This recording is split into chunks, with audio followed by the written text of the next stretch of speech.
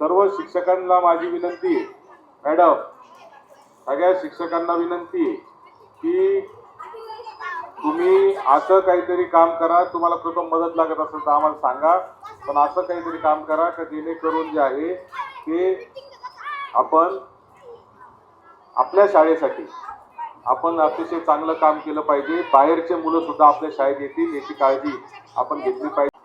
पुढच्या वर्षी पटसंख्या वाढली पाहिजे, तर तुमची जबाबदारी 110 पटसंख्या पुढच्या वर्षी किमान 150 तरी झाले पाहिजे, अशी जबाबदारी तुम्ही आज घ्या। पुढच्या वेळेस मी जेव्हा येईल 15 जूनला तेव्हा पटसंख्या 150च्या पुढंच पाहिजे, अशा पद्धतीची जबाबदारी तुम्ही सगळ्यांनी घ्या। कुठेही काही माझी मदत लागली तर मला सांगा।